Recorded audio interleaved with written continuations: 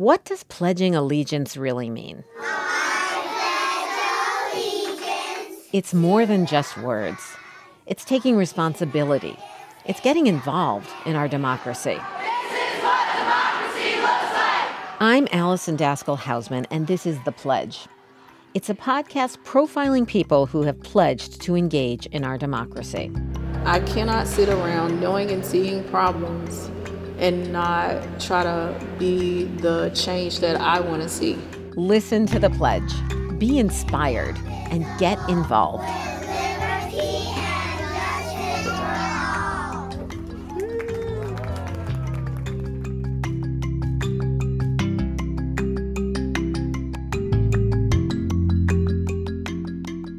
The past is never dead. It's not even past. This quote by William Faulkner is exactly how Montgomery, Alabama feels to me. It's a place full of tourist attractions that illustrate just how present the past is. Monuments, museums, memorials, they all echo a legacy of oppression and the ongoing struggle for freedom and equal rights. Ashley Smith grew up immersed in this history. She's an attorney in her 30s, and as a Black woman, she embodies some of the progress of the civil rights movement. But learning her story brings me closer to understanding the pervasive oppression that still predominates in Alabama and in the country.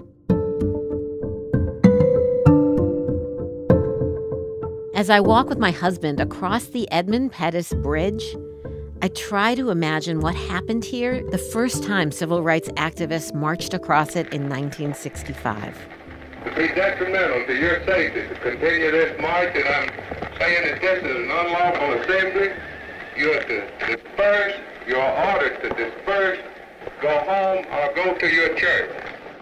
I've seen the footage of Bloody Sunday, when police officers assaulted unarmed protesters with billy clubs and tear gas. This march will not continue. People were beaten mercilessly and hospitalized. Television coverage of the brutality awoke the nation. 2 weeks later, the U.S. Army and the Alabama National Guard deploy to protect protesters as they march the 54 miles from Selma to Montgomery.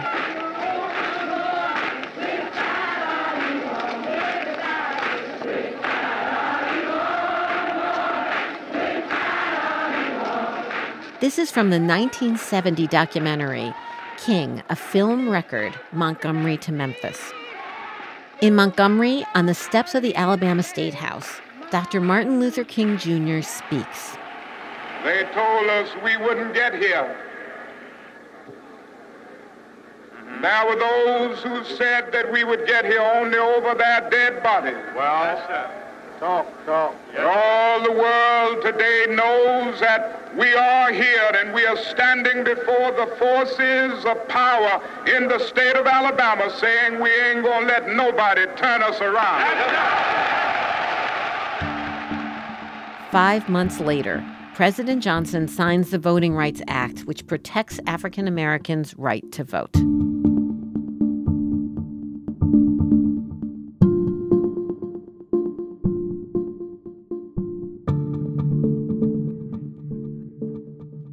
Ashley Smith practices law in Montgomery, right down the street from where Dr. King addressed that huge crowd. It's been 50 years since the Voting Rights Act, but Ashley says that right is still threatened. The threats are there, they're just not physical anymore. They're more mental and they're more economic. This idea that Black people are beholden to white people for things maybe that you've done for them, or because, well, you know, the judge did my son a favor, and so they feel obligated to vote a certain way. When I first meet Ashley, she's challenging those threats head-on by running for district judge in Lowndes County. That's where her family is from. It's a rural and poor county and about 3/4 Black. If she wins, Ashley would be the first Black person to ever be elected judge in Lowndes County. In Lowndes County, the court system is not a reflection of the population. All of the judges are white. The DA is white. The defense attorneys, when I arrived here in Lowndes County with my office, were all white. And those are typically positions that Black people have not occupied. Ashley says that there are Black county commissioners, Black city council members, and Black mayors. But for some reason, this particular system, we've not been able to sort of break it. And that lack of diversity in the court system hurts people in Alabama and the country. The court system has been historically used to oppress Black people. I think we all know that. According to a study by the Prison Policy Initiative, Alabama has the 5th highest incarceration rate in the world. And so when we look back at the history of how the court system has been used against people of color, and we look at where it stands now, then it's like, this is pretty much it. This is the last vestiges of slavery. This is the position and this is the place where Black people have not been able to infiltrate, so to speak, to cross that line. It's like we've been excluded from this position. Ashley wants to change this. But deciding to challenge the established order and run for district judge, it isn't an easy decision. I had so many reservations about doing it. Am I ready to put myself through this? Am I ready to put myself under this microscope that I know I'm going to be under? Am I going to be safe? Is my family going to be safe? Ashley says she was also concerned about risking her relationships with colleagues who support her opponent. But then she says she thought of her grandfather, who made history in Lowndes County 25 years ago. To see my grandfather get elected as the first Black county commissioner at a time when people were literally dying, and literally being physically threatened because they wanted to exercise their right to vote. It's for that reason that I feel like I have no excuse for not wanting to step up. Ashley says her uncle told her about how the KKK terrorized their family because her grandfather was registering voters. Her uncles armed themselves and stood guard all night long at their house. They were on watch. And I asked them, I said, so did you just stay up all night? He said, no, we took turns. One would go to sleep and one would watch. These are my uncles. And they went through this, they lived this. Ashley tells me one of the reasons she feels compelled to run for district county judge is because her uncles and grandfather risked their lives for the right to participate in elections. It pales in comparison to what they went through. So it's like, why can't I do that? I can.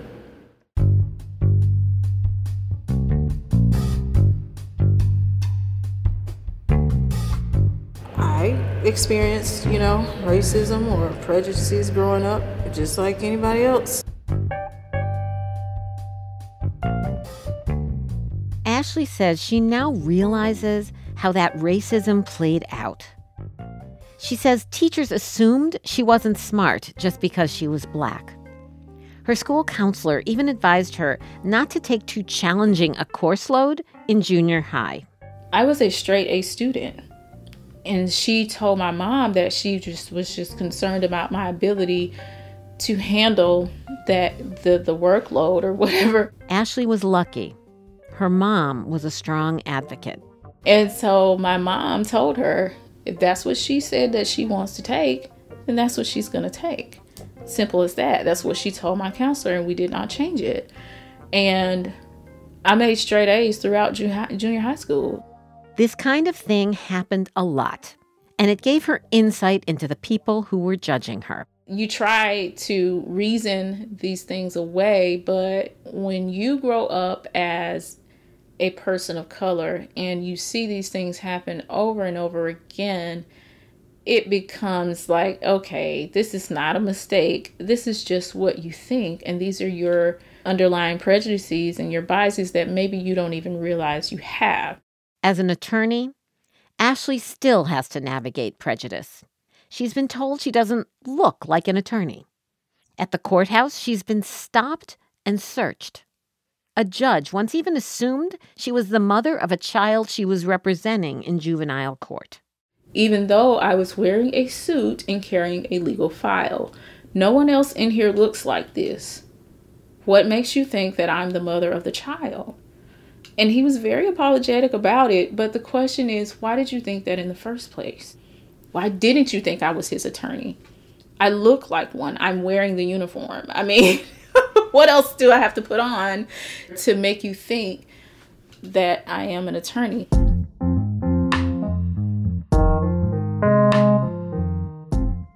Ashley was able to raise more money than anyone thought possible. But running a campaign against the status quo is tough. The incumbent had held the position for 8 years and has a lot of support from the legal community. Voters already know and respect his authority. So Ashley needs to introduce herself to voters in person. Hello. At a small house that's not in great shape, Ashley gets invited inside by 2 older men. Maybe she'll get their vote, but it's not a given. Leave you a little literature. All right, yeah, I've already. You just want to read up on how you doing? How you doing? She does get one of them to register, so that's something. I'm doing well. The houses in rural Lowndes County are far apart. In the hour we canvass, we only talk to a handful of people. The last stop is the home of Mrs. Jackson, an older woman living alone. She invites us in. Well, I thank you for coming by. Thank you so much because for you know taking it the means time. a lot for us to know who we're Right. voting for, and for you to take the time to go to the house. That show that you care. That's right, we do. Absolutely. Thank you so much. We appreciate your time. I just problem. appreciate you coming to the door. You know, everybody don't even come to the door. Then, as we were leaving, Mrs. Jackson tells Ashley she marched with Dr. King. But I got a chance to hold his hand. He, that man had the softest hand I ever seen in my life. His hand felt like lit cotton. Ashley campaigns for over a year and does better than most people expect. She tries to convince voters that she, as a Black woman, has an understanding of systemic injustice that her opponent lacks. And that understanding would make her a fair judge.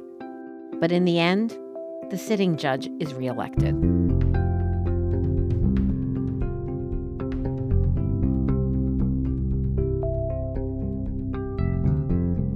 The last time Ashley and I talked was in her apartment in downtown Birmingham.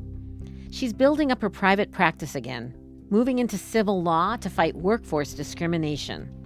She's involved in programs that support emerging leaders. She tells me it was an emotional letdown to lose, and she wasn't really prepared for it. You put a lot of blood, sweat, and tears into it, and you know, you feel like you came up short, and it's a disappointment, definitely. The disappointment is not just because Ashley wasn't elected judge. It's because she says voters don't understand their power.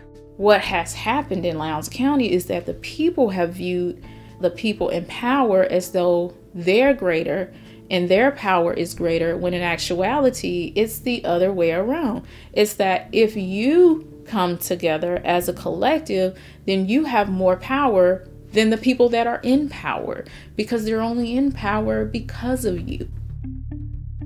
But Ashley says change has never come easy. There's this just sort of deep-rooted remnants of slavery that either I'm afraid to vote against the white man, or I feel like I have to vote for the white man because that's all I'm accustomed to governing over me, you know. So it's like, how do you break that mentality? I don't have the answer to that. I mean, I think if I did, maybe I would be a millionaire or something.